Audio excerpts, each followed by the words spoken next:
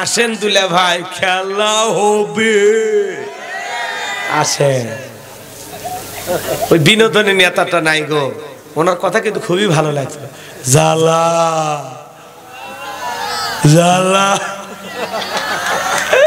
মাসুদ কি হয়ে যাও ভালো হয়ে যাও আছে আছে উনি কিন্তু মাঝে মাঝে বাংলাদেশের মানুষকে খুব বিনোদন দিত স্মার্ট বাংলাদেশ কয়ে মঞ্চ ভাঙ্গিয়ে একেবারে রাগ করতেছেন মনে হয় আপনারা চলেন সামনের দিকে যা বিরক্ত হচ্ছেন না তো ইনশাআল্লাহ কোথায় গেল সংসদেতে মমতাজের গান কোথায় গেল হযরত বলার স্বামী ওসমান 70 রাকাত তাহাজ্জুদ পড়তো বিরাট বড় আল্লাহর ওলি 5 তারিখে ভাগ্যে কি আছে আল্লাহর ওলিরা জানতো না 41 সাল 24 সালে কি আছে ওইটা জানে না 41 কথা কন না আপনারা এই স্বামী ওসমান মাইক পেলে বলতো খেলা হবে খেলা হবে আজকে পুরো বাংলাদেশের মাঠ পড়ে আছে ওই খেলোয়াড়রা নাই ভাবতাম ভালো হেলিকপ্টার দিয়ে আমরা পানি দিয়েছি এখন তথ্য বের হয় হেলিকপ্টার দিয়ে পানি না র্যাবের মহাপরিচালক দুঃখ প্রকাশ করে বলেছে আমরা গুলি করছি একটা মেয়ে মানুষ এত মিথ্যা কথা কয় আসলে নেত্রী না গো অভিনেত্রী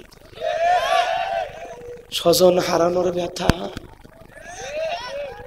এই কথাগুলো যে বলতেন আপনার কি একটু মায়া দয়া হইতো না এই দেশের মানুষের সাথে এতগুলো অপরাধ কেন করলেন আর এইভাবে পালিয়ে যায় আমাদেরকে দুঃখের সাগরে ডুবাইলেন কেন পদত্যাগ করে জেলে গেলে ওই দেশের ক্ষতি হইতো না কিন্তু উনি চলে যাওয়ার কারণে বিশ্বাস করেন ওই 2-3 দিন শাসকবিহীন রাত কাটাইয়া কত লুটপাট হয়েছে কত দুর্নীতি হয়েছে কত চিন্তায় হয়েছে কত ঘটনা ঘটছে 2-4টা মার্ডারও হয়েছে কথা কয় না ভাই খালি ওই মানুষটার কারণে আমি চোখের সামনে দেখছি বগুড়া শহরে আরে মার্কেট গুলোর থেকে জিনিস ভাঙ্গিয়ে শাড়ি 3 পিস মোবাইল নোটুস এমনকি ফলের দোকানের আনারস পর্যন্ত নিয়ে যাচ্ছে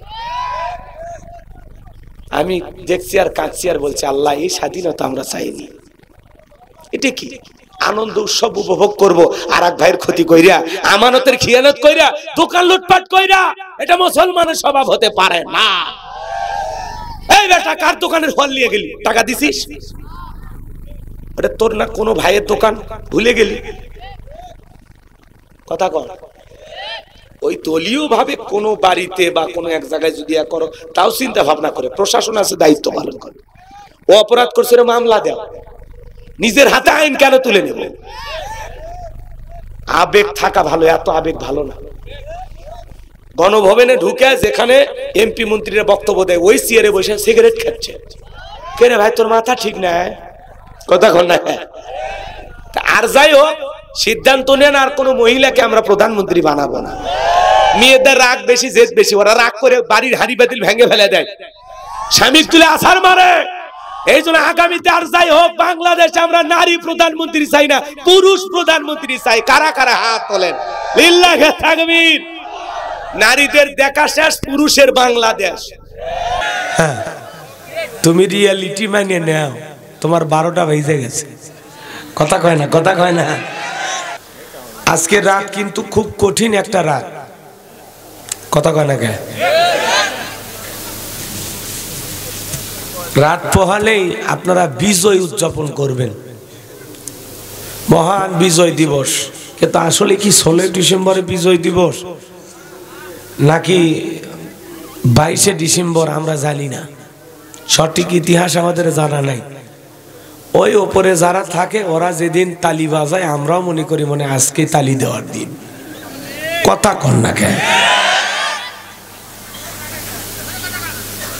ওনারা যদি থাকতো যে কায়দায় মাইক বাজা শুরু হইতো ইনশাআল্লাহ আগামীকালকে কোনো মাইকের শব্দ আপনারা শুনতে পাবেন না কথা বলেন না কেন স্লোগান দিত রাত পোহালে শোনা যেত কথা কয় না আহারে কি দিন কি হয়ে গেল বাবা যায় আমার এখনো মাঝে মাঝে কেন জানি স্বপ্নের মতোই মনে হয় কথা বলেন না কেন কে দিয়েছেন এই দিন তাহলে শুকরিয়া হবে কার তাহলে চিৎকার মেরে জবান ছেড়ে বলুন আলহামদুলিল্লাহ নবীজির প্রতি দরুদ ও সালাম হৃদয় নিংড়ানো ভালোবাসার জায়গা থেকে পড়ছি সাল্লাল্লাহু আলাইহি ওয়াসাল্লাম।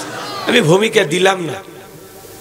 পর্দানিশী মা বোনেরা এবং সামনে বসা বাবাজিরা, যুবক ভাইরা, সবাইকে আমার দিল থেকে শুভেচ্ছা এবং কৃতজ্ঞতা প্রকাশ করছি। সকলের জন্য দোয়া ভালোবাসা রইল। যারা দাঁড়িয়ে আছেন একটু বসেন, বসেন, কথা আছে তো, বসেন। আমার ভাইয়েরা, বিগত বছরগুলোতে যারা জুলুম করেছিল আজকে তারা পরাজিত। কারণ জুলুম কখনো চিরস্থায়ী হয় না। জালেমদের শেষ পরিণতি হলো পরাজয়, আর মাজলুমদের শেষ পরিণতি হলো বিজয়। আল্লাহু আকবার বলেন। মনে রাখ,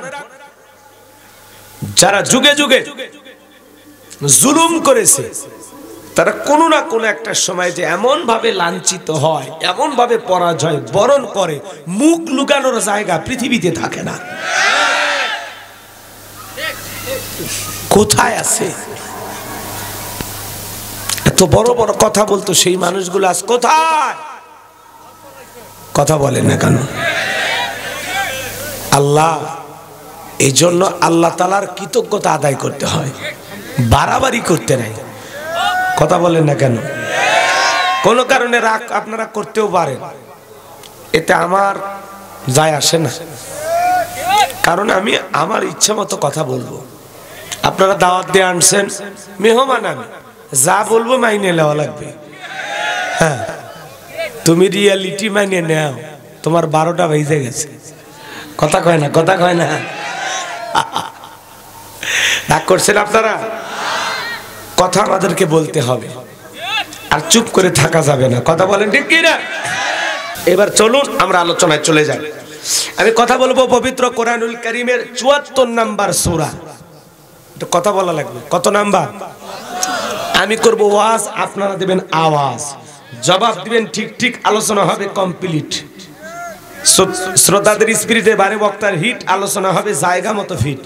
কিছু আজ প্যান্ডেলে, কিছু আজ অ্যাঙ্গেলে। কথা বলেন না কেন? এইগুলো আগে বলতাম, এখন আর অ্যাঙ্গেলে না, যা বলবো সব ডাইরেক্ট। অ্যাঙ্গেলে বলার দিন শেষ, ডাইরেক্ট বলার বাংলাদেশ। কথা কথা ঠিক কি না? চলেন। সূরার নাম মুদ্দাসির। বলেন কি নাম? মুদ্দাসির। কি নাম? মুদ্দাসির মানে কি? পোশাক পরিহিত। সুবহানাল্লাহ। কোন মোট আয়াত আছে 56টি, রুকু আছে 2টি। বিশ্বনবীর মক্কার জিন্দেগিতে এই সূরাটি নাজিল হয়েছে একেবারে সূচনা লগ্নে। জবান ছেড়ে সবাই একটু মহব্বতে আমার সঙ্গে তেলাওয়াত করুন।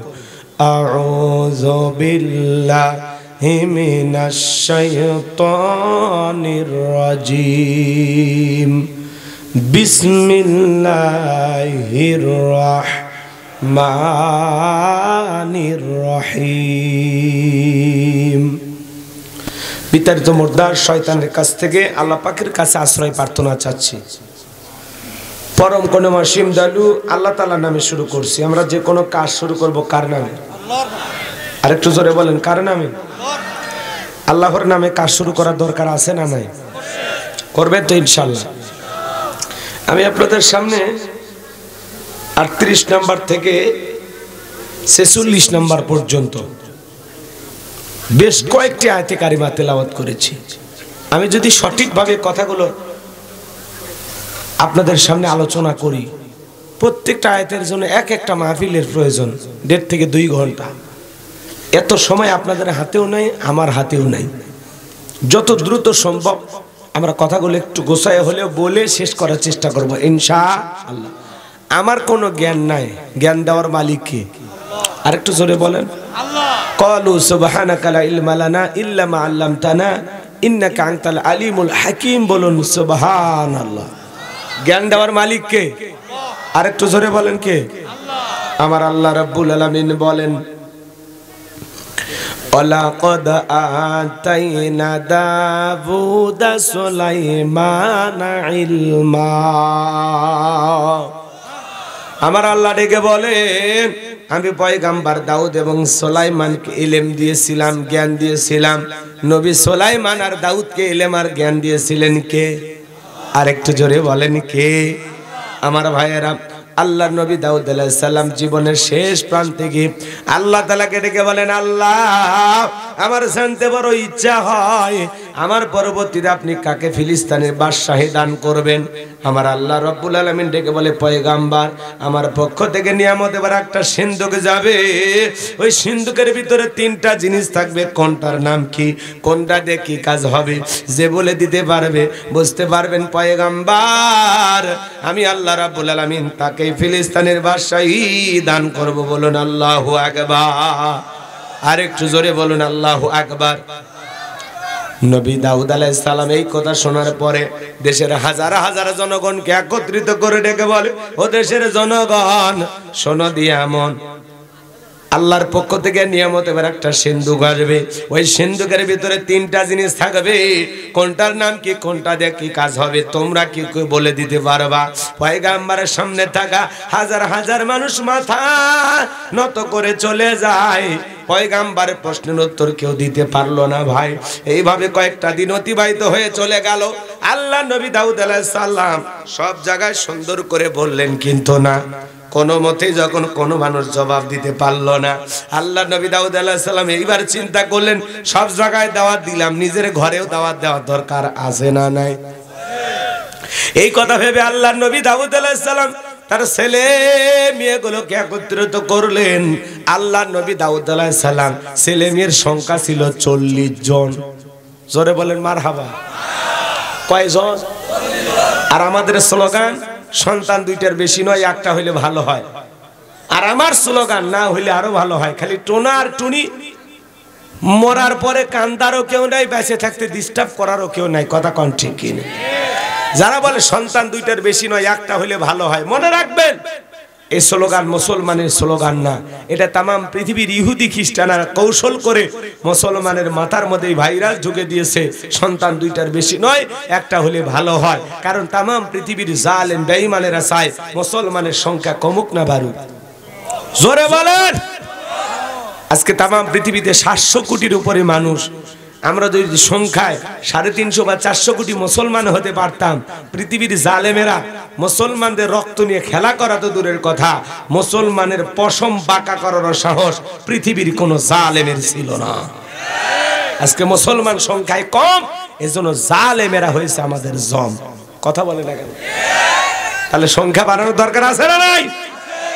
দিনাজপুরে ওয়াজ করতে গেলাম, এক মুরব্বী বাচ্চা কোলে নিয়ে এসে বলে, হুজুর দোয়া করেন। আমি বলে, মুরব্বী আপনার কে হয়? নাতি। কয় নাতি মানে? এটা 11 নাম্বার। আমি কি বলেন চাচা? কয় হ্যাঁ, এটা আমার সন্তান। আগেকার মুরব্বীরা তো এত পদ্ধতি মানত না। কথা কন। সন্তানদেরকে নিয়ে পরিবার পরিকল্পনা করা ভালো। এই ছেলেকে ডাক্তার বানাবো, এরে ইঞ্জিনিয়ার বানাবো, এরে মুফতি সাহেব বানাবো, এরে মুহাদ্দিস বানাবো, এরে এলাকার সবচাইতে বড় মসজিদের খতিব বানাবো। সন্তানদেরকে নিয়ে পরিবার পরিকল্পনা করা ভালো, কিন্তু আমরা কি করি?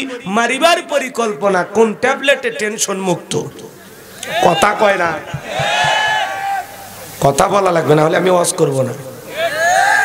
আমার সাথে আওয়াজ দেওয়া লাগবে। কি আপনারা ঝিমাইছেন? সন্তান বেশি হওয়া লাগবে। রিজেকের মালিক আল্লাহ। আপনার কেউ দায়িত্ব দিছে নাকি? আপনার ওই 10টা 12টা বাচ্চার মধ্যে একটা বাচ্চা এমন জায়গায় প্রতিষ্ঠিত হবে, ওই একদিনে 10,000 মানুষের রিজেক ইনকাম করবে। ঠিক আছে? একটা সন্তানের আশা করতেছে, ও বাঁচবে না মরবে গ্যারান্টি আছে? হ্যাঁ, ঝগড়া লাগেন তো, মারামারি লাগেন তো, এক বাপের এক বাটা, ও লাঠি বাইর করতে ভয় করে যে আমি যে দুর্বল, একা, আমি একটা লাঠি নিয়ে এই গ্রামের লোকের সাথে পারবো না। আর একটা পরিবারে যদি 12-14 জন ছেলে মানুষ থাকে, ঝগড়া লাগলে ওরা 12টা লাঠি বের করে। মানুষকে বাপ রে বাপ, ওই তালুকদারদের সাথে লাগা যাবে না। ওরা বিশাল পরিবার, 70 জন পুরুষ। কথা কয় না? ভয়ে কেউ ঝগড়া করবে না। কথা কন ঠিক কিনা? এজন্য লাঠির সংখ্যা বাড়ার লাগবে। হাসে হাসে মারামারি করে লাঠি গো। কি বুঝছেন? আমার ভাইরা দিল দিয়া কথাগুলো বোঝার চেষ্টা করবেন। তাহলে সন্তান দেওয়ার মালিক কে? নেবেন তো ইনশাআল্লাহ। আল্লাহ যাদেরকে দেয় নিতে থাকে। কথা কয় খালি হাসে। এই আমার কয়টা সেটা আপনার টেনশন করা লাগবে। আমি তো বাচ্চা কাচ্চা মানুষ, কেমন আপনাদের দোয়ায় আছে, গোটা 3 আছে। আরো দোয়া করেন, আরো ভবিষ্যতে হবে নাকি বলেন? বাজান গো, আমার মন খারাপ করবেন না, সামনের দিকে যায়। আল্লাহ নবী দাউদ আলাইহিস সালাম সন্তানদেরকে ডেকে বলেন, আমার সন্তানেরা শোনো, আল্লাহর পক্ষ থেকে নিয়ামতের একটা সিন্ধুক আসবে। ওই সিন্ধুকের ভিতরে 3টা জিনিস থাকবে। কোনটার নাম কি, কোনটা দিয়ে কি কাজ হবে, তোমরা কি বলে দিতে পারবা? পয়গম্বরের বড় ছেলে বলতে পারে না, মেজো ছেলে বলতে পারে না, সবার ছোট 19 বছরের টকবকে যুবক, নাম তার সুলাইমান। হাত তুলে বলেন, লাব্বাইক আব্বাজান, আপনি যদি অনুমতি দেন ও বাজান আমি বলে দিতে পারবো ওই সিন্ধুকের ভিতরে 3টা জিনিস কি কি থাকবে, কোনটার নাম কি, কোনটা দিয়ে কি কাজ হবে। জোরে কোন মারহাবা। নবী দাউদ ডেকে বলে, বাবা তুমি ছোট মানুষ, না বুঝে একটা কথা বলো। নবী সুলাইমান ডেকে বলে, আব্বাজান একেবারে আমাকে ছোট মনে করবেন না, আমার বয়স যখন 14-15 পার হয়ে গেছে, আমি যখন জঙ্গলের পাশ দিয়ে হেঁটে যাই, ওই জঙ্গলের একটা প্রাণী আর একটা প্রাণীর সাথে, একটা পশু আর একটা পশুর সাথে কি কথা বলে, কোন ভাষায় কথা বলে, আমি পশু প্রাণীর ভাষাও বুঝতে পারি। আব্বাজান আমারে ছোট মনে করবেন না, দূরাকাশে পাখি ডানা মেলে উড়ে যায়, একটা পাখি উঠতে গিয়ে আর একটা পাখির সাথে কি কথা বলে, কোন ভাষায় কথা বলে, আমি জমিনের উপর দাঁড়াইয়া পাখিদের ভাষাও বুঝতে পারি। বলুন সুবহানাল্লাহ। আল্লাহ নবী সুলাইমানকে এমন এলেম আর এমন ক্ষমতা দিয়েছিলেন বাজান, পিপিলিকার ভাষাও পর্যন্ত বুঝতো। বলুন সুবহানাল্লাহ। সেই নবী সুলাইমান বলে দিবেন ওই সিন্ধুকের ভিতরে 3টা জিনিস কি কি, কোনটার নাম কি, কোনটা দিয়ে কি কাজ হবে। আপনারা কি শুনবেন? কারা কারা শুনবেন হাত তুলে দেখান। লিল্লাহে তাকবীর। আরেকটু জোরে বলেন, লিল্লাহে তাকবীর। হাত নামান বাজান। তাহলে আমি আপনাদের সামনে কথা বলবো সূরা মুদ্দাসসির থেকে। আমার আল্লাহ রাব্বুল আলামিন বলেন, কুল্লু নাফসিন বিমা কাসাবাত রহিনা। আল্লাহু আকবার। আমার আল্লাহ রাব্বুল আলামিন বলেন, প্রত্যেকটা ব্যক্তি তার নিজ কৃতকর্মের ব্যাপারে আবদ্ধ থাকবে, নিজ কৃতকর্মের ব্যাপারে দায়বদ্ধ থাকবে। আপনার জীবনের কৃতকর্মের কারণে আপনি নিজের কৃতকর্মের কাছে নিজে আবদ্ধ। কুল্লু নাফসিন বিমা কাসাবাত রহিনা। তাফসীর শুরু হয়ে গেল, আলোচনা। কষ্ট হচ্ছে আপনাদের? আল্লাহ বলেন প্রত্যেকটা ব্যক্তি তার নিজ কৃতকর্মের কাছে কি থাকবে, আবদ্ধ থাকবে, দায়বদ্ধ থাকবে। আপনার জীবনের কৃতকর্মের হিসাব আপনাকেই দিতে হবে। আপনার জীবনের হিসাব জবাবদিহিতা আপনাকেই করতে হবে। কথা বলেন ঠিক কি? আপনার জীবনের কৃতকর্মের হিসাব আপনার সন্তান দেবে না, স্ত্রী দেবে না, দল দেবে না, দুনিয়ার মানুষ দেবে না। আপনার জীবনের কৃতকর্মের হিসাব আপনাকেই দিতে হবে। রহিনা শব্দের অর্থ হলো বন্ধ, আবদ্ধ। কথাকে বুঝতে পারতেছেন? বিরক্ত হবেন না তো ইনশাআল্লাহ। এই জায়গায় আল্লাহ রাব্বুল আলামিন পরিষ্কার ভাবে জানিয়ে দিয়েছেন, কুল্লু নাফসিম বিমা কাসাবাত রহিনা। প্রত্যেকটা ব্যক্তি তার নিষ্কৃত কর্মের ব্যাপারে আবদ্ধ, নিষ্কৃত কর্মের কাছে কি দায়বদ্ধ। আপনার জীবনের কৃতকর্মের হিসাব আপনাকেই দিতে হবে। কথায় আছে, যেমন কর্ম তেমন ফল, বিশ্বাস না হয় করিয়ে দেখো, বেহেশত 8 দোজখ 7, বিশ্বাস না হয় মরিয়া দেখো। এই আয়াতের ব্যাখ্যায় তাফসীর কারকার লিখেছেন, যদি কেউ সৎ কর্ম করে, ভালো কৃতকর্ম করে, তার কর্মের ফল যদি ভালো হয়, এই ভালো কর্মের ফলাফল হবে জান্নাত। সুবহানাল্লাহ বলেন। আর যার কর্ম খারাপ, এই দুনিয়ার জমিনে যে রং তামাশায় ব্যস্ত ছিল, কথা কি বুঝতে পারতেছেন? যার কাজকর্মগুলো খারাপ, যে গুনাহের সাগরে হাবুডুবু খেয়েছিল, ওর কর্ম খারাপ হওয়ার কারণে খারাপ কর্মের, মন্দ কর্মের এর ফলাফল হলো জাহান্নাম। এর ফলাফল কি? তাহলে ভালো কর্মের, সৎ কর্মের ফলাফল জান্নাত, আর মন্দ কর্মের ফলাফল হলো জাহান্নাম। প্রত্যেকটা কাজ মানুষের কর্মের উপরেই নির্ভরশীল। কথা বলে ঠিক কি না? আপনি এই জায়গায় দাঁড়িয়ে একটা বাড়ি বানাইতে পারবেন? পারবেন না। আপনি এখানে দাঁড়িয়ে একটা চাকরি খুঁজতে পারবেন? পারবেন না। আপনি কি এখানে দাঁড়িয়ে থাকলে এই 3 বেলা ভাত পাবেন? পাবেন না। তার মানে কি? ব্যবসা করতে হলে জায়গা মতো যেতে হবে, বাড়ি বানাইতে তার একটা স্বপ্ন আছে, প্রস্তুতি আছে, ইনকাম আছে। কথা কয় না? খাইতে গেলে পরিশ্রম করে খাওয়া লাগে, খালি খালি মাংনা খাওয়া কেউ দেবে ভাই? তার মানে আপনার এই দুনিয়ার জীবনের যেরকম কৃতকর্মের হিসাব আপনি একটু হিসাব নিকাশ করে দেখেন, দিল দিয়া কথাগুলো বোঝার চেষ্টা করবেন বাজান গো আমার। আল্লাহ রাব্বুল আলামিন বলেন কুল্লু নাফসিম বিমা কাসাবাত রহিনা, প্রত্যেকটা ব্যক্তি তার নিজ কৃতকর্মের ব্যাপারে আবদ্ধ থাকবে। আপনার জীবনের কৃতকর্মের হিসাব আপনাকেই দিতে হবে। যারা আল্লাহকে ভয় করে দুনিয়ার জমিনে চলবে ওরা প্রত্যেকটা জায়গায় হিসাব নিকাশ করবে। কথা বলেন ঠিক কিনা? এই যে আমি জবান দিয়ে কথা বলতেছি, আমার কথাগুলো রেকর্ড করতেছেন ক্যামেরা দিয়া। 6 মাস পরে এই রেকর্ডটা দেখা যাবে, যদি মেমোরিটা ঠিক থাকে 10 বছর পরে সোশ্যাল মিডিয়া ইউটিউবের মাধ্যমে এই ভাইরাসের আলোচনা দেখা যাবে। তাহলে বলেন তো বাজান, দুনিয়ার মানুষের মাথায় যদি এই বুদ্ধি থাকে ক্যামেরা দিয়ে রেকর্ড করার, আপনার আমার জীবনের কর্ম বুঝে আল্লাহ রেকর্ড করতেছে না কি না? কিরামান কাতিবিনা ইয়ালামুনা মা তাফআলুন।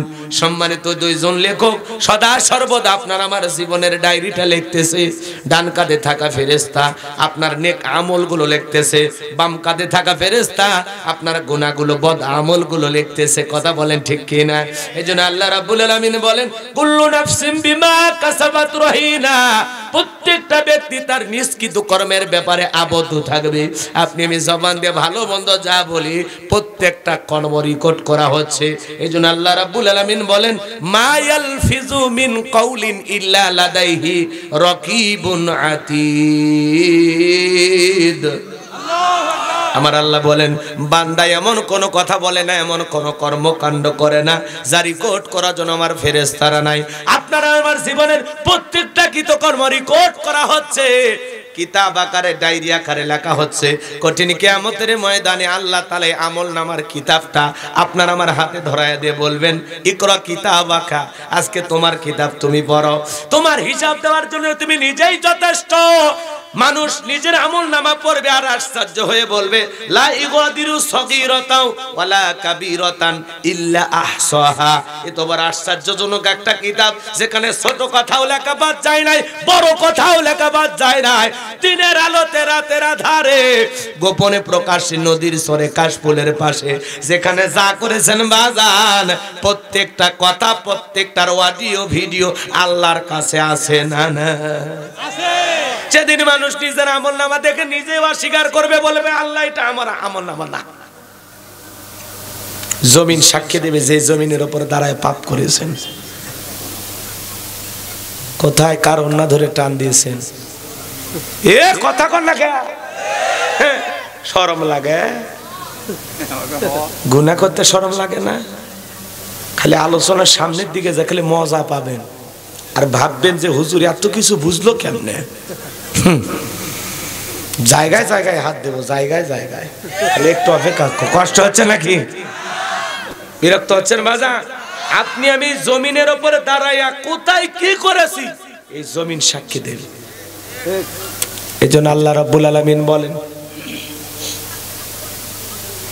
কুল্লু নাফসিন বিমা কাসাবাত রহিনা, প্রত্যেকটা ব্যক্তি তার নিজ কর্মের ব্যাপারে আবদ্ধ থাকবে। আপনি আমি যখন নিজের আমলনামাটা অস্বীকার করব যে এটা আমি আমলনামা, এগুলো আমার আমলনামা না, এইগুলো কাজ আমি করি নাই, আল্লাহ তাআলা সেদিন আপনার আমার জবানটা বন্ধ করে দিবে আর বলবে বান্দা জবান খুলতে দিয়েছি, বড় বড় কথা বলতেছো, তুমি কাজ করছো কিনা? ফেরেশতা লিখেছে তাও তুমি স্বীকার করলা না, জমিন সাক্ষী দেয় তাও স্বীকার করলা না। এইবার তোমার দেহের অঙ্গ প্রত্যঙ্গ স্বীকার করবে তুমি হাত দিয়ে গুনাহ করেছো, ওই হাত তোমার বিরুদ্ধে সাক্ষ্য দেবে। যে পা দিয়ে গুনাহ করেছেন ওই পা আপনার বিরুদ্ধে সাক্ষ্য দেবে। আপনার এই চোখ আপনার বিরুদ্ধে সাক্ষী দেবে। শরীরে থাকা সিসি ক্যামেরা গুলো আপনার বিরুদ্ধে সাক্ষী দেবে।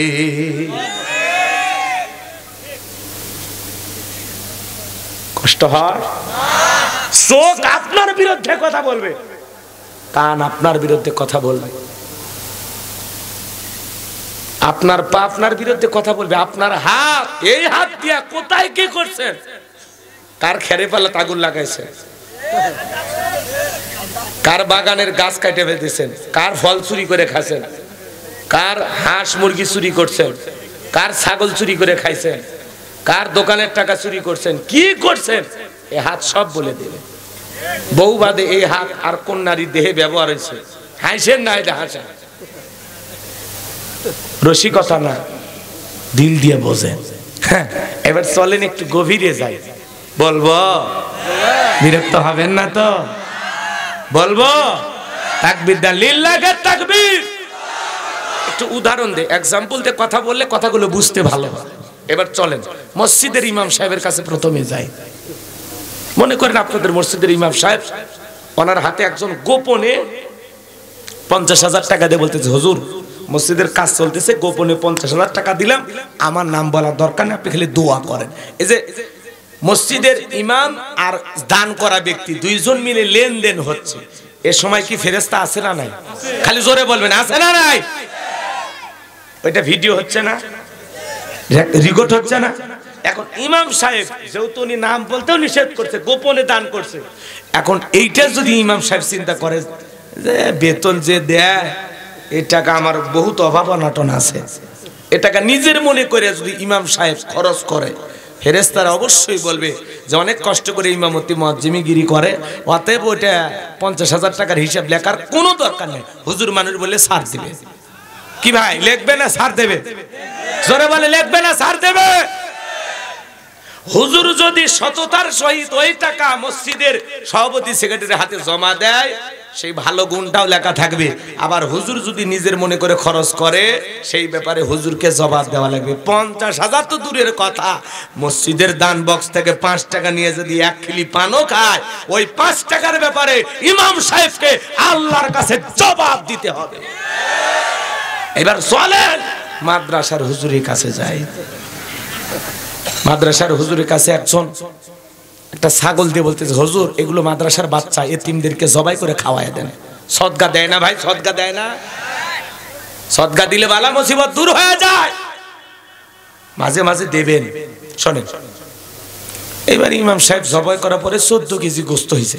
চিন্তা করছে অনেকদিন ধরে শ্বশুর বাড়িতে গোস্ত পাঠাই না, নিজের বাড়িতেও দেই না, বাচ্চাদেরকে 7 কেজি রান্না করে খাওয়ায় আর বাকি 7 কেজি 2 জায়গায় ভাগ করে দিই। আপনাদের কি মনে হয়?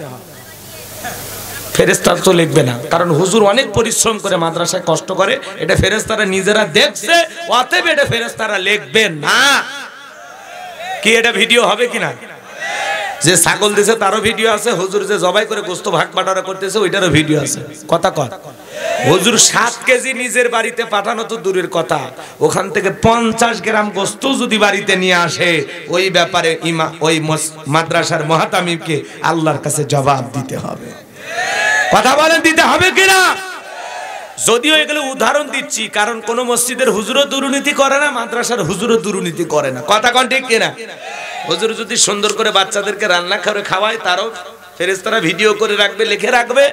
আবার যদি একটু 19-20 করে, সেটাও লিখে রাখবে। কথা বলেন ঠিক কিনা? আপনারা হাসেন না বাজার, হাট বাজারে যায় আপনারা যা করতেছেন, কি ওই সময় ফেরেশতারা অবশ্য ঘুমায়, কারণ আপনি যখন বাজারে যান, ফেরেশতার মনে করছে এখন বাজারে গেছে, এখন আর টেনশন নাই।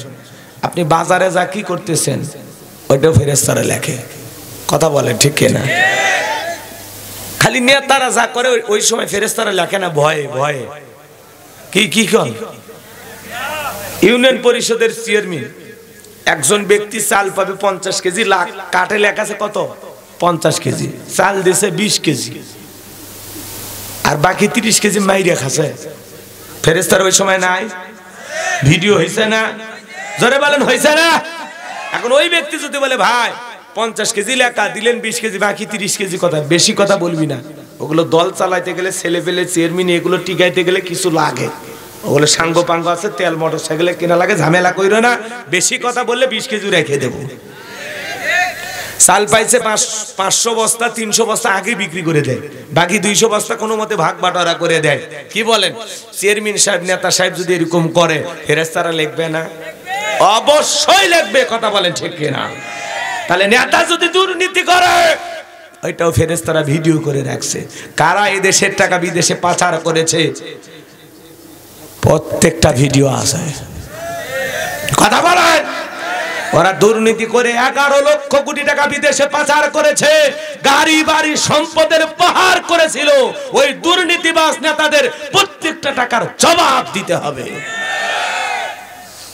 গরিবের ঢেউটিন মেরে খায়, কথা কর, পায়খানার সেলাব মাইরে খায়। ওই ঢেউটিন সহ পায়খানার সেলাব সহ সব সহ কিয়ামতের ময়দানে ওই বদনাসর ওই নেতারা উঠবে। বদনাসরে কেন বললাম, অনেক সময় বদনারও বরাদ্দ হয়, কি অনেক বরাদ্দ হয়, ঢেউটিন বরাদ্দ হয়, পায়খানা সেলাব বরাদ্দ হয়।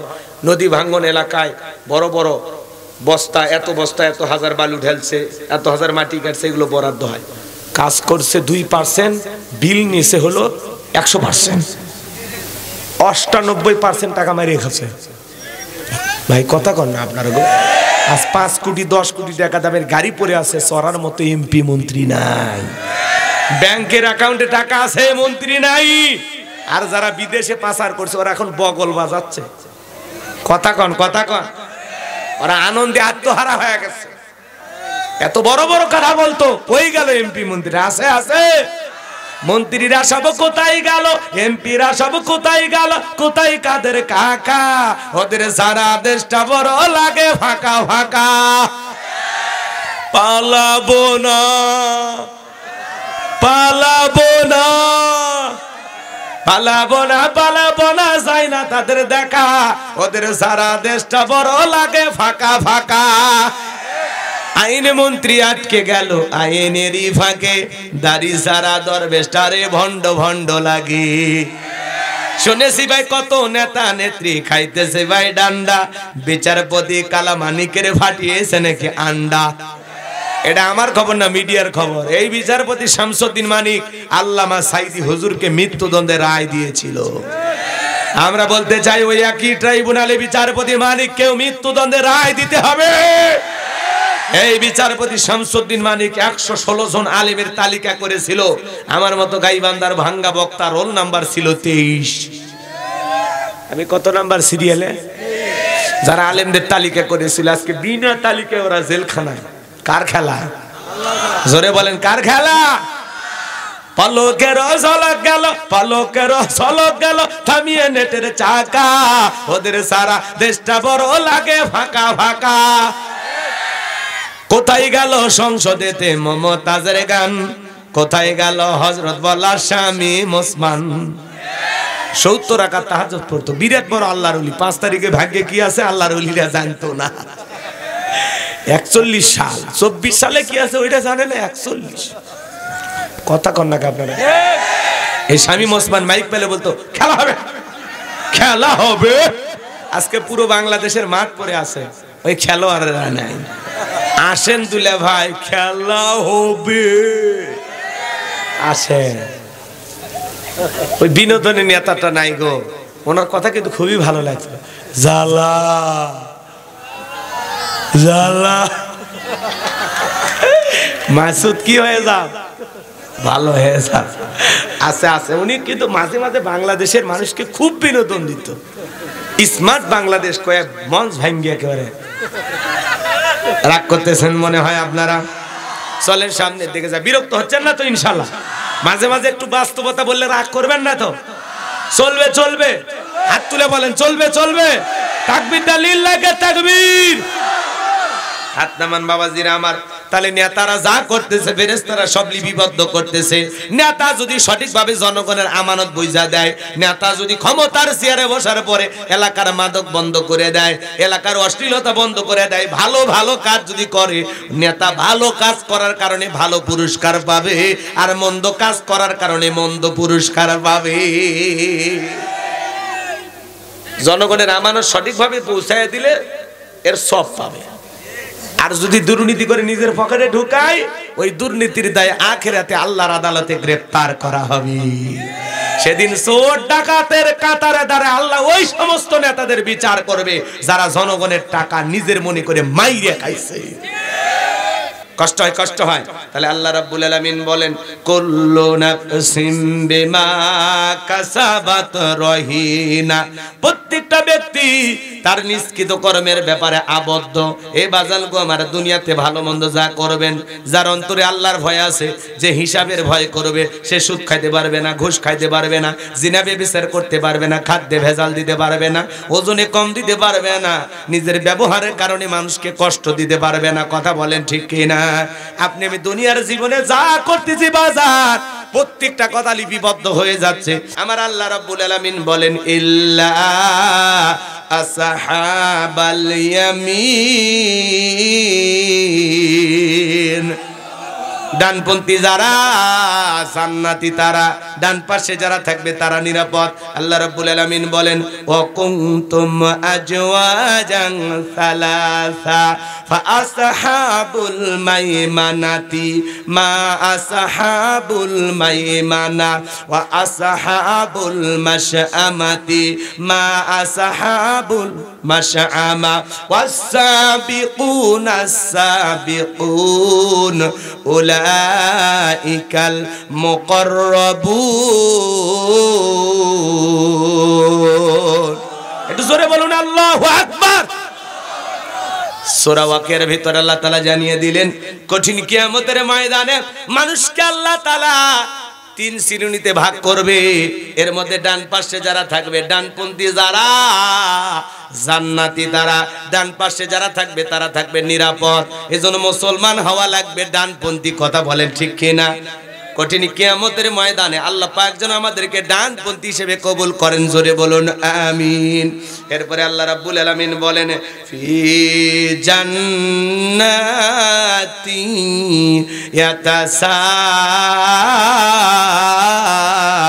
ইয়াতাসাআলুন। আরেকটু জোরে বলেন আল্লাহু আকবার। আমার আল্লাহ রাব্বুল আলামিন বলেন ফি জান্নাতি ইয়াতাসাআলুন, ডানপন্থী যারা জান্নাতের বাগানে প্রবেশ করবে তারা জান্নাতে প্রবেশ করার পরে একজন জান্নাতি আর একজন জান্নাতীর সাথে পরস্পরে গল্পে লিপ্ত হবে। একজন জান্নাতি আর একজন জান্নাতীর সাথে গল্প করবে। বলুন সুবহানাল্লাহ। একজন জান্নাতি আর একজন জান্নাতীকে দেখে চিনেও ফেলবে পরিচিত হলে। আল্লাহু আকবার বলেন। আমি আজকের মাহফিলের সভাপতির জন্য দোয়া করলাম, আল্লাহ আজকের মাহফিলের সভাপতি গোলবার হোসেনকে আপনি যেই জান্নাত দেবেন, আল্লাহ দয়া করে আমাকে ওই একই জান্নাতে কবুল করেন। আল্লাহ যদি দয়া করে আমাদের জীবনের ত্রুটিগুলো মাফ করে দিয়া কঠিন কিয়ামতের ময়দানে ফয়সালায় আল্লাহ যদি গোলবার সাহেব আমাকে জান্নাত দেয়, আল্লাহ যদি দয়া করে জান্নাত দেয়, আমরা দোয়া করলাম আল্লাহ আজকের মাহফিলের সকল শ্রোতাদেরকে আমাদের সবাইকে আল্লাহ তাআলা একই জান্নাতে কবুল করুন। জোরে বলুন আমিন। আল্লাহ যদি দয়া করে জান্নাত দেয় তাহলে একজন জান্নাতে আর একজন জান্নাতীর সাথে পরস্পর গল্পে লিপ্ত হবে। ফি জান্নাতি ইয়াতাসাআলুন, তারা জান্নাতের বাগানে প্রবেশ করবে এবং একে অপরের সাথে গল্পে লিপ্ত হবে, পরস্পরে জিজ্ঞাসাবাদ করবে, একে অপরের সাথে আলোচনা করবে। সুবহানাল্লাহ বলেন। তো উনি আমাকে দেখে চিনতে পারবে অথবা আমি তাকে দেখে চিনতে পারবো। ওই যে আপনি সিরাজগঞ্জের মানুষ, হ্যাঁ হ্যাঁ, ওই যে আপনার বাড়ি গাইবান্ধা, ও চিনতে পারবে। ওই যে আপনার বাড়ি ভাইয়ের সর, হ্যাঁ আমার বাড়ি তো কামারখন্দ ছিল। ও দেখেন আল্লাহর কি দয়া, দুনিয়াতেও দোস্তি ছিল, বন্ধুত্ব ছিল, আজকে জান্নাতেও আপনার সাথে দেখা হয়ে গেল। আসেন আসেন আসেন, দুইজন মিলে জান্নাতের বাগানের ভিআইপি চেয়ারে বসে একে অপরের সাথে গল্পে লিপ্ত হবে। সুবহানাল্লাহ। একটু জোরে বলেন না সুবহানাল্লাহ। আমার ভাইয়েরা, এইবার জান্নাতীরা পরস্পরে গল্প করতে করতে আল্লাহ রাব্বুল আলামিন সেই কথা বলেন ফি জান্নাতি ইয়াতাসাআলুন, তারা জান্নাতের বাগানে প্রবেশ করবে। একজন জান্নাতি আর একজন জান্নাতীর সাথে পরস্পরে গল্প লিপ্ত হবে। জান্নাতীরা গল্প করতে করতে তাদের দৃষ্টি চলে যাবে নিচের দিকে। তারা তাকায় দেখবে নিচের দিকে জাহান্নামের আগুন দাউ দাউ করে জ্বলতেছে। ওই জাহান্নামের আগুনে হাজার হাজার মানুষকে জ্বালানো হচ্ছে, পোড়ানো হচ্ছে। কিছু মানুষকে দেখে তারা চিনতে পারবে এবং তাদেরকে প্রশ্ন করবে। জান্নাতীরা জাহান্নামীদেরকে প্রশ্ন করে বলবে আনিল মুজরিমিন, হে অপরাধীরা, মা সালাকাকুম ফি সাকর, কোন অপরাধে সাকর নামক জাহান্নামে আসছো? হে অপরাধীরা, তোমাদেরকে দেখে চিনা চেনা মনে হয়, সিরাজগঞ্জ জেলায় বাড়ি ছিল, পাশাপাশি আমরা ছিলাম। আজকে আমি জান্নাতে, তুমি কেন জাহান্নামে? একই গ্রামে বসবাস করতাম, আজকে আমি জান্নাতে, তুমি কেন জাহান্নামে? দুনিয়ার জীবনে তোমরা কি এমন অপরাধ করেছো? ওই জাহান্নামীদেরকে যখন বলা হবে আনিল মুজরিমিন মা সালাকাকুম ফি সাকর, হে অপরাধীরা, কোন অপরাধের কারণে এই সাকর নামক জাহান্নামের আগুনে জ্বলতেছো? তোমরা দুনিয়ার জীবনে কয়টি অপরাধ করেছো? কি কি অপরাধ? এইবার ওই জাহান্নামের আগুনে যারা জ্বলবে, পূর্বে ওই জাহান্নামে যারা অপরাধী বান্দা থাকবে, তারা তখন বলবে দুনিয়ার জীবনে আমাদের অপরাধ ছিল 4টি। জোরে বলেন কয়টি? আরো জোরে বলেন কয়টি? 4টি অপরাধের 1 নাম্বার অপরাধ তারা স্বীকার করে বলবে ক্বালু লাম নাকু মিনাল মুসাল্লিন।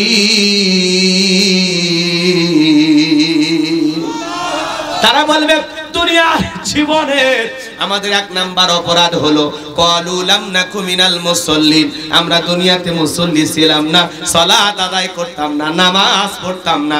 জোরে কর নাউযুবিল্লাহ। ভাই বসে না 10টা মিনিট বসে। যারা ওটা ভাষা করতেছেন যদি পারেন, আমার গাড়িতে লেখা একটা বই আছে, শেষ বিদায়। একজন মানুষকে কিভাবে বিদায় করা লাগে নবীজির তরিকায়। মৃত ব্যক্তিকে চুমা খাওয়া জায়েজ না হারাম? স্বামী স্ত্রী মারা গেলে একে অপরকে গোসল করাইতে পারবে কিনা? মৃত স্বামী স্ত্রীকে চুমা খাওয়া যাবে কিনা? আত্মহত্যা করে মারা গেলে তার জানাজায় যাবে কিনা? পাহাড় পর্বত নদী এলাকায় বিভিন্ন ভাবে মানুষ মারা যায়, তাদের দাফন কাফন কিভাবে হবে? ছোট বাচ্চা মারা গেলে তার দাফন কাফন কিভাবে হবে? জান্নাত জাহান্নাম সম্পর্কে, কবরের সলজল সম্পর্কে, ঈমান আমল সম্পর্কে খুবই গুরুত্বপূর্ণ একটি বই, শেষ বিদায়। যদি পারেন তারা নিয়ে যাবেন। 76 পৃষ্ঠাতে বইটা, 2টা গজল লেখা আছে, আমার মাদ্রাসার ঠিকানা, মোবাইল নাম্বার সব দেয়া আছে। যদি পারেন স্মৃতি হিসেবে নিয়ে যাবেন। এই যে পাশে গাড়ি রাখা আছে, ড্রাইভারের কাছ থেকে আপনারা নিয়ে যাবেন। 50 টাকা হাদিয়া দিয়ে। কষ্ট হলো? আমার কথাকে রাগ করলেন আপনারা? যুবক, এগুলো তো কিনবা না। তোমরা কেন উপন্যাস? প্রেম কেন কাদায়? যৌবনের মৌবনে অভিশাপ তোরা, মিলন হবে কতদিনে? তোর মরণের পরে। এগুলো আজে বাজে উপন্যাস কিনলে চরিত্র ধ্বংস হয়ে যাবে। কথা বলে ঠিক কিনা? এ যুবক, প্রত্যেকটা মুসলমানের ঘরে যেন একটা সিরাত গ্রন্থ থাকে। নবীজির জীবনের শুরু থেকে শেষ পর্যন্ত প্রত্যেকটা মুসলমানকে জানার দরকার আছে না নাই? জোরে বলেন দরকার আছে না নাই? আচ্ছা, আপনারা কি ঘুমাইছেন? আমি কি দোয়া করব? 4টি অপরাধের 1 নাম্বার অপরাধ তারা বলবে ক্বালু লাম নাকু মিনাল মুসাল্লিন। তারা বলবে দুনিয়ার জীবনে আমরা মুসল্লি ছিলাম না, সালাত আদায় করতাম না, নামাজ পড়তাম না। মসজিদে আজান হয়েছে, কিছু মানুষ মসজিদে প্রবেশ করেছে চোখের সামনে। আমি ক্ষেত খামার নিয়ে ব্যস্ত ছিলাম, মসজিদের সামনে কোদাল ঘাড়ে করে নিয়ে জমিতে চলে আসছি। মসজিদের সামনে আমি হেঁটে চলে আসছি। মসজিদের পাশে আমার বাড়ি ছিল। আজান দেওয়ার পরে উত্তর পাড়া থেকে আব্দুল খালেক এসে মসজিদে নামাজ পড়েছে, আব্দুল সালাম নামাজ পড়েছে। কিন্তু আমি কপাল পরা, মসজিদের সাথে বাড়ি হওয়ার পরেও মসজিদে যাই না। বলবে কামারখন্দ বাজার আমাদের দোকান ছিল, আজান দেওয়ার পরে আপনি দোকানদারি বন্ধ করে মসজিদে গেছেন, আর আমি দুনিয়ার লোভে পইরা দোকান খুলে বসেছিলাম। সেদিন যদি আমিও দোকান বন্ধ করে আপনার সাথে মসজিদে যাইতাম, তাহলে আজকে আমাদেরকে এইভাবে জাহান্নামের আগুনে জ্বলা লাগতো না। কথা বলেন না কেন? কিছু দোকানের সামনে লেখা থাকে নামাজের বিরতি, দোকানদার নামাজে আছে। এই কথাগুলো দেখলে ভালো লাগে। এজন্য আজান দেওয়ার সাথে সাথে দোকানদারি বন্ধ করে, মাঠের কাজ বন্ধ করে আল্লাহকে সেজদা দেওয়ার দরকার আছে না নাই? আপনি জমিনে কাজ করতেছেন, মসজিদে আসতে আসতে অনেক সময় লাগবে, ঠিক আছে। ওই জায়গায় কাদা পানিতে ওযু বানায়া জমির আইলে দাঁড়ায়া ওই জায়গায় সালাত আদায় করেন, নামাজ মাপ নাই। আপনি ওযু হাত দেন না, এখন 3-4 দিন জমিতে ওই যে ধান লাগাবো, এই 4-5 দিন নামাজ পড়ার দরকার নেই। ওরে বাবা, 4-5 দিন কি তখন নাকি আপনারা আজকে জমির পানি নিয়ে জমিতে ধান লাগানি লাগবে, হুজুর হাতে আজকের 5 ওয়াক্ত মা। কে বলেছে ভাই? কোন হুজুর বলছে?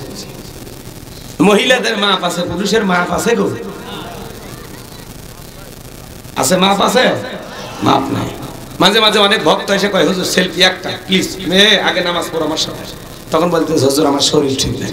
আমি তখন বলি মহিলাদের এই রোগ তোমাদের কবে পার হইল? কয় হুজুর এই রোগ সেই রোগ না, পেশাব করে পানি নেই।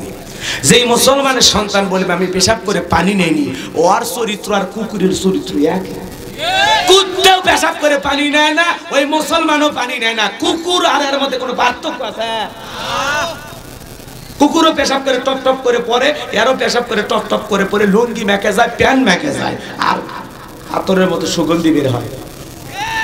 কি কর রে মুসলমান, ও বলে আমার শরীর ঠিক নেই, কাপড় ঠিক নেই।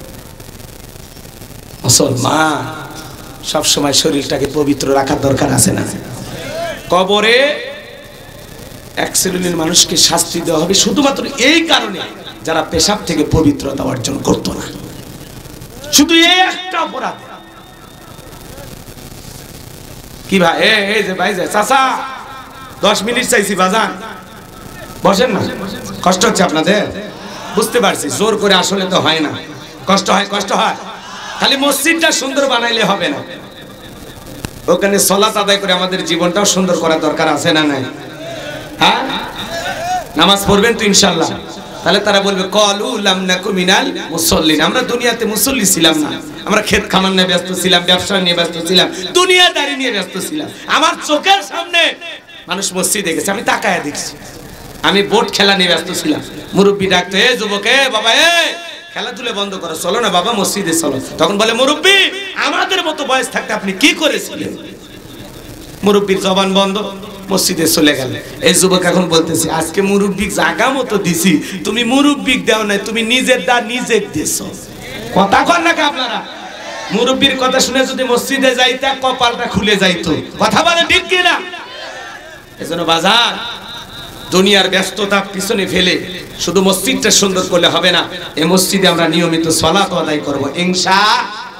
তারা বলবে আমরা 1 নাম্বার অপরাধ, আমরা দুনিয়াতে সালাত আদায় করতাম না, মুসল্লি ছিলাম না। ওদের 2 নাম্বার অপরাধ, ওরা বলবে ওয়ালাম নাকুনু তুইমুল মিসকিন।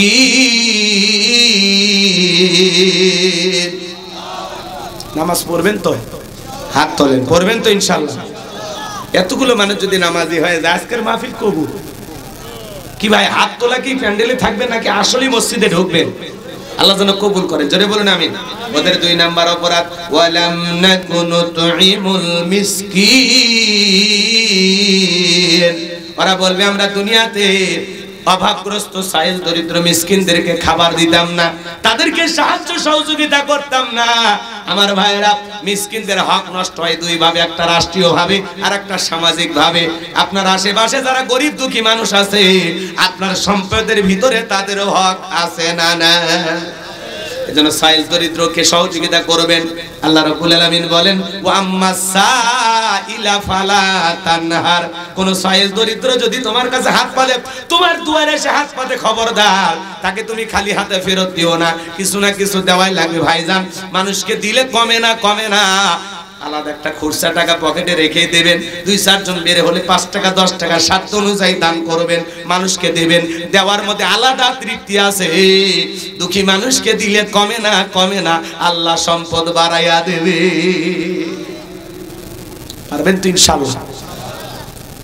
ওরা বলবে আমরা দুনিয়াতে অভাবগ্রস্ত সাইল দরিদ্র দুঃখী মানুষ অনেক ছিল, আমরা টাকা পয়সাও দিতাম না, খোঁজ খবরও নিতাম না। এই যে প্রচন্ড শীত, এলাকায় এই গ্রামে যে গরিব মানুষ আছে, যার না 2-1টা করে কম্বল কিনে দেন। এলাকায় অনেক অভাবগ্রস্ত ব্যক্তি আছে, 2-1 বস্তা মাঝে মাঝে চাল কিনে দেবেন, 200-400 টাকা দিবেন বাজার করার জন্য। কথা বলেন ঠিক কিনা? তাদের খোঁজ খবর নেওয়া লাগবে কিনা? আর আমরা পাশে প্রতিবেশী না খেয়ে থাকে, আর আমি ভিআইপি খাই আর দাঁত খিলেল করে ঘুরি। ওরে মুসলমান, আল্লাহ রাসূল বলেছে তোমার বাড়িতে ভালো রান্না হলে একটু ঝোল বেশি দিও, যাতে প্রতিবেশী কেউ চাইতে আসলে দিতে পারে। কথা কয় না? আর আমরা ভালো খাওয়া হলে বাড়ি গেট লাগিয়ে দেয়, সন্তানকে বলে গেট লাগিয়ে দে, কেউ যেন ডিস্টার্ব না করে, জন্মের খাওয়া খায়। শীতের পিঠে বানাই আর সন্তানের হাতে দেয়, আর বলে বৈশা খা, বাইরে যাস না, ওই যে অমুকের ছেলের সাথে খেলা করো। ওরা তাকালে পেটটা নষ্ট হয়ে যাবে। এটা নাকি মুসলমান? কোন অঙ্কে মুসলমান? আমার তো মিলে না হুজুর, আপনি অঙ্ক জানা আছে?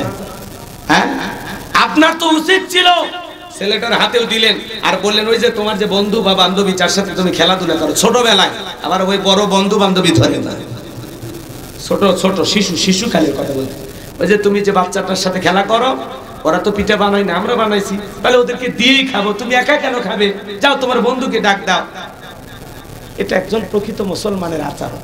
আর ছোটবেলা থেকে আমরা হিংসার ট্রেনিং দিই কিভাবে একা খাওয়া লাগে, জম্মের খাওয়া খায় আর পাতলা পায়খানা হয়। কথা কন নাকি আপনারা? খা, একা খা, আর বেশি করে খা। 7 দিন উঠতে পারবা না বিছনার থেকে, 7 দিন শুয়ে থাকা লাগে। আল্লাহ হেদায়েত দান করে। আশেপাশে 2-4 জনকে দিয়ে খাই রে ভাই। কথা কয় না গো। গরিব মানুষ গ্রামে 2-4 জন থাকে না, ওরা পিঠে পুলি বানাইতে পারে। আপনার বাড়িতে হয়েছে, বাটিতে সাজায় দিয়ে আসে, আল্লাহ খুশি হবে। কে খুশি হবে? আল্লাহ খুশি হবে। ওই জন্য কিয়ামতের ময়দানে আল্লাহ বলবে, আমি ক্ষুধার্ত ছিলাম, তোমার কাছে খাবার চাইলাম, দাও নাই। আমি পোশাকবিহীন ছিলাম, তোমার কাছে পোশাক চাইছিলাম, দাও।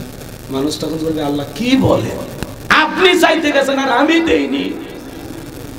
না, কোশ্চিন কালেও না। আল্লাহ তখন বলবে, আমি তো যাই নাই, কিন্তু ওই যে গরিব, ওই যে দুঃখী, সাইল, অভাবগ্রস্ত, তোমার কাছে চাইছিল, ওরে যদি খাইতে দিতা আমারে খাওয়ানো হইতো, ওরে যদি পোশাক দিতা আমি আল্লাহরে দেওয়া হইতো, ওরে ফিরাইছো মানে আমারে ফিরাইছে। কথা কন ঠিক কিনা? কত বড় কথা ভাবা যায়। কি মানুষ হবেন তো ইনশাআল্লাহ? তাহলে সহযোগিতা করবো তো ইনশাআল্লাহ। ওরা বলবে আমাদের 3 নাম্বার অপরাধ, ওয়া কুন্না নাখুদু মাআল খাইদিন। তাই বলে ওই যে নেতাদের মতো কম্বল দিয়ে ছবি ফেসবুকে ছাড়বেন, এগুলো করা হবে না। হ্যাঁ, দেওয়া যায়, আপনি নেতা না, পাবলিসিটি না, কিছু এমনি সাধারণ মানুষ দিচ্ছেন, আপনার দেওয়া দেখে যদি আরো 10 জন দেয়, আলহামদুলিল্লাহ। ভালো কাজে সহযোগিতা করবেন। কি কন আপনারা? কি বলেন ভাই? রাজি আছেন তো ইনশাআল্লাহ? শীতের দিনে একটা বৃদ্ধ অসহায় মানুষকে একটা চাদর কিনে দেন, শীতের একটা মোটা জামা কিনে দেন, আল্লাহ খুশি হবে। পারবো ভাই, পারবো। আমার 10 জনকে দেওয়ার সামর্থ্য নেই, আমি 1 জনকে দেব, আমি 2 জনকে দেব। আমরা একে অপরকে ভালোবাসবো, বুকে টানবো, তাহলে দেখবেন সমাজটা সুন্দর হবে, দেশটা সুন্দর হবে, আমরা এগিয়ে যাব, ভালো মানুষ হয়ে মালিকের সামনে দাঁড়াতে পারবো। আল্লাহ বোঝার তৌফিক দান করে। একটু জোরে বলেন আমিন। ওরা বলবে আমাদের 3 নাম্বার অপরাধ, ওয়া কুন্না নাখুদু মাআল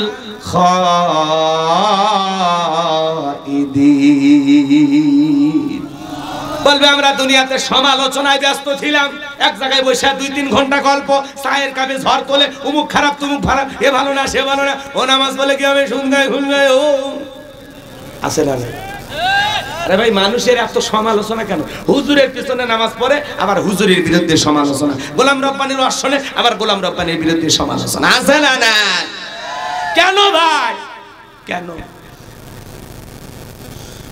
ওরা বলবে আমরা দুনিয়াতে সমালোচনা করতাম, আলেমদের বিরুদ্ধে, ইসলামের বিরুদ্ধে সমালোচনা হইতো, ওই জায়গায় অংশগ্রহণ করতাম আর মজা নিতাম। তাদের সহযোগী আমরাও ছিলাম। যারা দুনিয়ার জমিনে সমালোচনা করত, এরা যাবে সাকর নামক জাহান্নামে। তাহলে মানুষের সমালোচনা না করে নিজের আত্মসমালোচনা করেন, নিজের জিন্দেগির ত্রুটি তালাশ করেন। অমুক তুমুক খারাপ আঙ্গুল দিয়ে বললে 4টা আঙ্গুল তো বলে, বেটা তুই কত নাম্বার ভালো, কথা কর। নিজের জিন্দেগির ত্রুটি তালাশ করেন। আমি তো আমার গুনাহের টেনশনে, আমি তো আমার অপরাধের কারণে, আমি তো আমার গুনাহের কারণে ঘুমাইতে পারি না, বালিশে মাথা ঠেকাইতে পারি না, আমি এত পাপ করছি, এত পাপ করছি। নিজের আত্মশুদ্ধির জন্য কাজ করেন, নিজের আত্মসমালোচনার জন্য কাজ করেন। আমি মানুষকে নিয়ে ভাবার সময় নাই তো, আমি নিজেকে নিয়ে ব্যস্ত। কথা বলেন। আজ থেকে কারো কোনো সমালোচনা হবে না।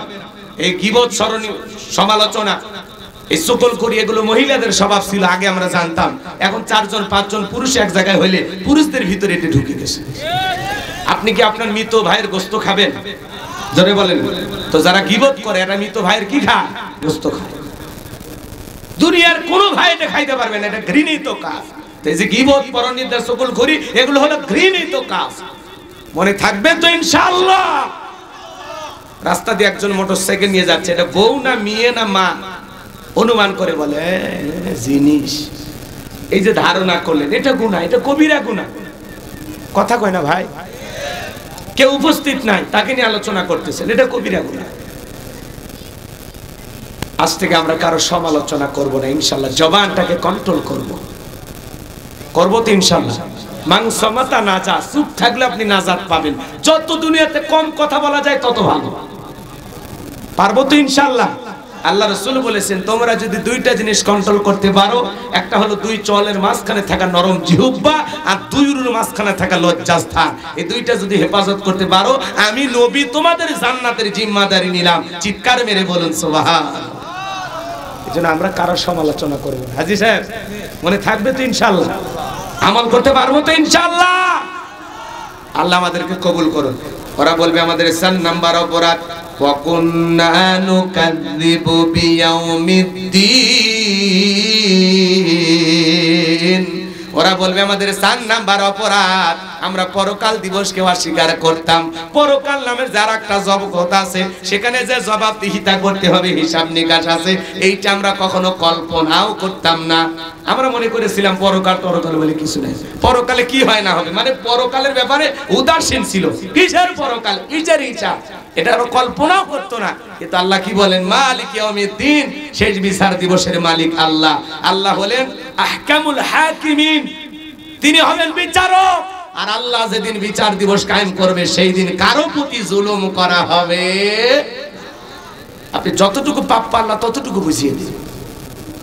ওরা বলবে আমরা পরকাল বিশ্বাস করতাম না, আখিরাতের ব্যাপারে তারা উদাসীন থাকবে। কর্মফল দিবসকে যারা অস্বীকার করত, এরা থাকবে সাকর নামক জাহান্নামে। এই 4টা অপরাধ কি করা যাবে? এদিক খেয়াল করেন। তাহলে সাকর নামক জাহান্নামে যারা যাবে, ওরা নামাজ পড়তো না, গরিব দুঃখীদেরকে সাহায্য সহযোগিতা করতো না, সমালোচনা করত, আর পরকাল দিবসকে পুরোটাই অস্বীকার করে দুনিয়ার আমোদ প্রমোদ রং তামাশায় ব্যস্ত। এ কথা কন না কে? যুবক, পরকালের ভয় যদি তোমার থাকে, তুমি কি ঘরের দরজা লাগায় উল্টাপাল্টা ভিডিও দেখতে পারবা? হ্যাঁ, মোবাইলে কি দেখো? এই মোবাইলের ওজন কম, কিন্তু এই মোবাইলের মাধ্যমে মানুষের পাপের ওজন অনেক বেশি। এই মোবাইল যুব সমাজের চরিত্র ধ্বংস করে দিয়েছে। কথা কন, ঘরের দরজা বন্ধ করে একা একা ভিডিও, কথা কয় না গো। দেশে মোবাইল আইছে, চিঠি বন্ধ হইয়াছে, দিওয়ানা বানাইছে, পোলা মাইয়ার মনের কথা ভাসে বাতাসে। থাক, এখন আর না বলি।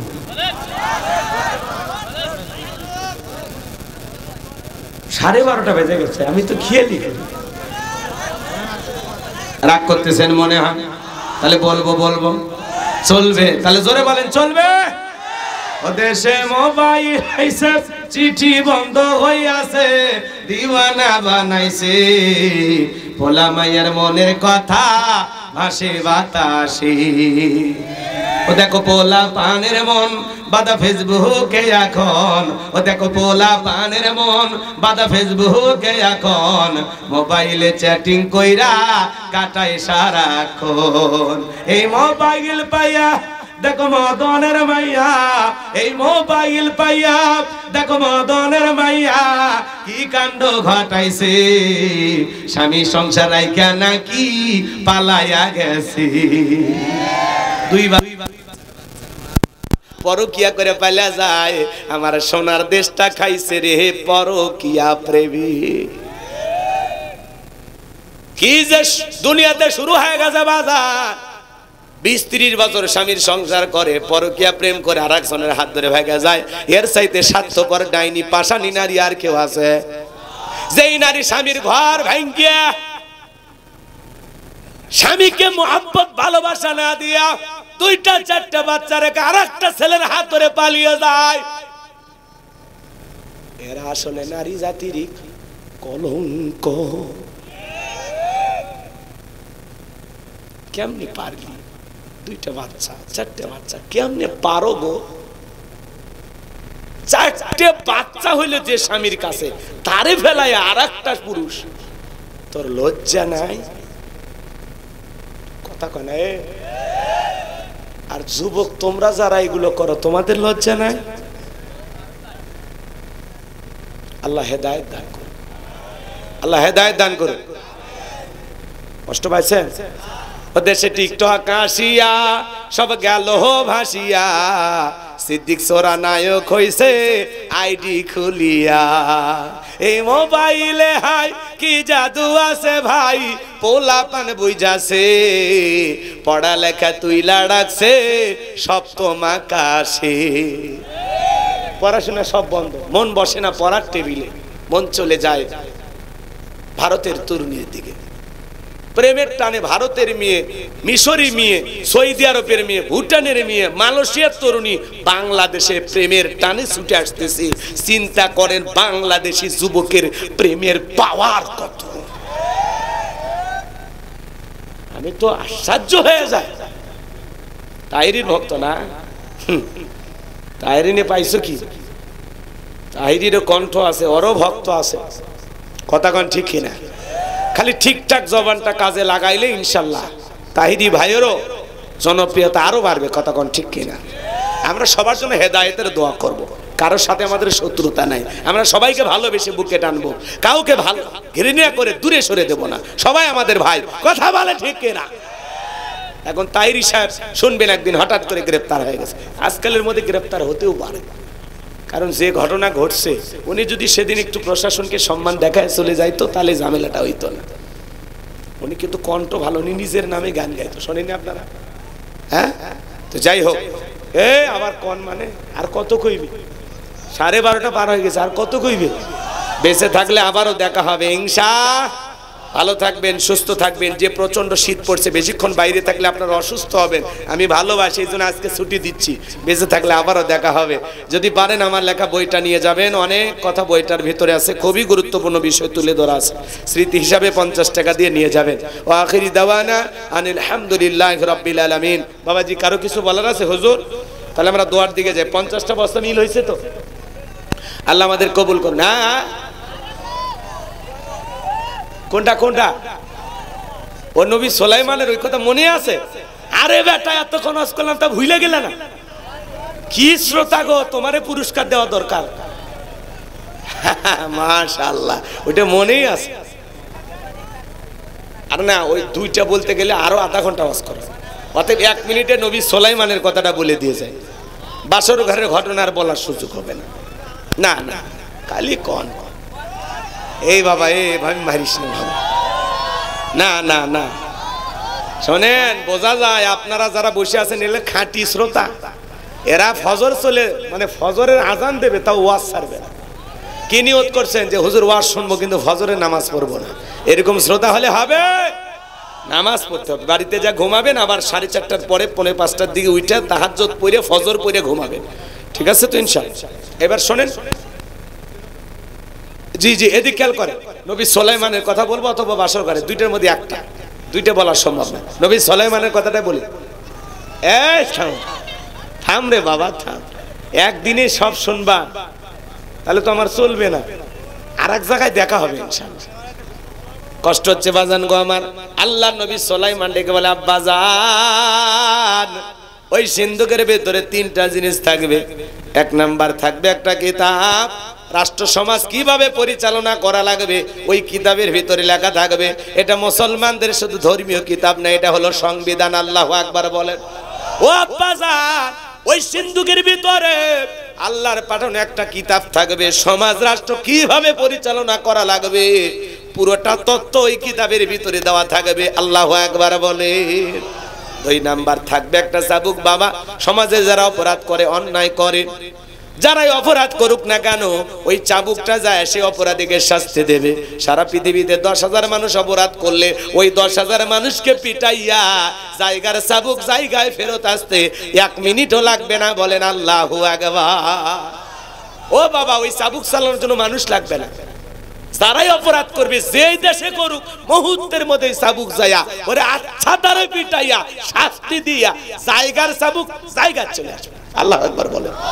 ওইরকম একটা মজেজার চাবুক যদি বাংলাদেশে পাওয়া যাইতো, একেবারে নিচ থেকে উপর পর্যন্ত সবাই মার খাইতো, আর টেলিভিশনে দেখতাম আর বলতাম, ও তুমিও কথা কর না। এই না, এই যে বললি দে তো আমারে 500 টাকা দে, তা তো দিবি না, তাহলে কি হইল? এই যে একজন বক্তার নাম শুনিনি আপনারা? হাবিবুর রহমান যুক্তিবাদী। নাম শুনছেন না? উনি ওনার ওয়াজে যা বলছিল, এদেশের মানুষ যাত্রার প্যান্ডেলে নর্তকীর নাচ দেখে টাকা ছিটায়, শিল্পীর কাছে টাকা ছিটায়, গায়িকার কাছে টাকা ছিটায়, আর বক্তার 2 ঘন্টা ওয়াজ শুনে শীতের কনকনা ঠান্ডা হাত নিয়ে মুসাফা করে আর বলে হুজুর দোয়া করেন। কথা কর। আপনার ইমাম বক্তব্য দেয়, দেন না 100 টাকা একদিন হাদিয়া দেন না, যে হুজুর 100 টাকা দিলাম কি চা খাই, কলাটা যেন আরো ঠিক হয়। কথা কর। 500 টাকা একদিন ইমামের হাতে দিয়া বলেন হুজুর এটাতে আপনার বউ বাচ্চা ফল ফুল কিনে খাওয়ায়েন। খালি হুজুরের ওয়াজ শুনবেন, হুজুরের বক্তব্য শুনবেন, হুজুরকে একটু হাদিয়া তহবা দিবেন না, তা হবে না। আমারে দেওয়া লাগবে না, আমি কিন্তু আমার কথা বলি নাই। আপনার এলাকায় যে হুজুরগুলো আছে তাদেরকে ভালোবাসা দেবেন, পারবেন তো ইনশাআল্লাহ। ভারতে আমি ওয়াজ করতে গেছিলাম, ভারতে এক মাহফিলে মুসাফা কইরা, মানুষের সাথে মুসাফা কইরা 56,000 টাকা পেয়েছিল, খালি মুসাফা করে। এত তারা মানুষকে ভালোবাসে। তো আলেমদের হাতে যখন মুসাফা করবেন 20 টাকা দিয়ে হলেও করবেন, আমার হাতে না, আপনাদের মসজিদের ইমাম, আপনাদের এলাকার মাদ্রাসার মহতামিম, খালি হাতে মুসা, ওই 20 টাকার মধ্যে হুজুর যে কি দোয়া করবে, আল্লাহ চাইলে 20 লাখেরও ব্যবস্থা হবে। আলেমদের সাথে মহব্বত রাখবেন, ভালোবাসা রাখবেন, পারবেন তো ইনশাআল্লাহ। মা বাবা মারা গেছে, আলেমদেরকে ভালোবাসেন, বেশি বেশি দোয়া নেন, আলেমদেরকে যত্ন করবেন, খাওয়াবেন, দেখবেন আল্লাহ খুশি হবে, পারবেন তো ইনশাআল্লাহ। তাহলে 2 নাম্বার কি ছিল? চাবুক। ওই চাবুক বাংলাদেশে পাইলে আজকে আমরা পিটাইতো, আর আমরা টেলিভিশনে নিউজ দেখতাম আর বুঝতাম এই সেই অপরাধী। কি কথা ক্লিয়ার? আর 3 নাম্বার থাকবে বাবা একটা আংটি। ওই আংটি যার হাতে থাকবে, মানব দানব জিন ইনসান সকলে তার হুকুম মানতে বাধ্য থাকবে। এজন্য নবী সুলাইমানকে আল্লাহ তাআলা একটা আংটি দিয়েছিল। ওই আংটি যেদিন খুলেছিল, ওই ঘটনা আপনারা শোনেন নাই। ওখানে ঘটনাটা বলতে গেলে আরো আধা ঘন্টা ওয়াজ করা লাগবে। জীবনে কোনোদিন বেঁচে থাকলে আবারও দেখা হবে। ভালো থাকবেন, সুস্থ থাকবেন। ওয়া আখিরি দাওয়ানা আনিল হামদুলিল্লাহি রাব্বিল আলামিন। আল্লাহুম্মা আমিন।